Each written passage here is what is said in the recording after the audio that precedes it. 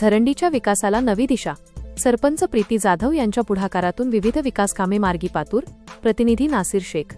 पातूर तालुक्यातील डोंगराळ व दुर्गम भाग म्हणून ओळखल्या जाणाऱ्या झरंडी गावाच्या विकासाला सरपंच सौ.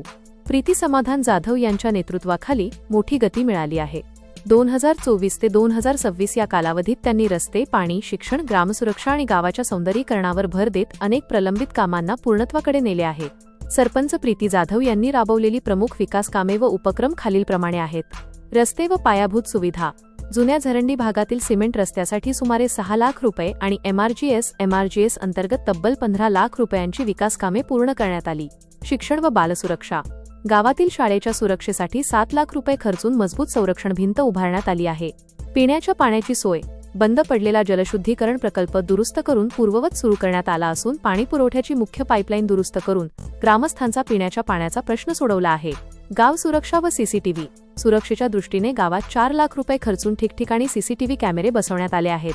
यामुळे महिला, विद्यार्थी, ज्येष्ठ नागरिक व ग्रामस्थांमध्ये सुरक्षिततेचे वातावरण निर्माण झाले आहे. सौंदर्यीकरण व लोकसहभाग.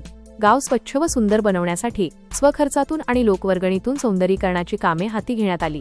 उपलब्ध शासकीय निधीचा पारदर्शक वापर करण्यासोबतच आवश्यक तिथे स्वतःच्या खर्चातून योगदान देत सरपंच प्रीती जाधव यांनी रखडलेले प्रश्न मार्गी लावले आहेत.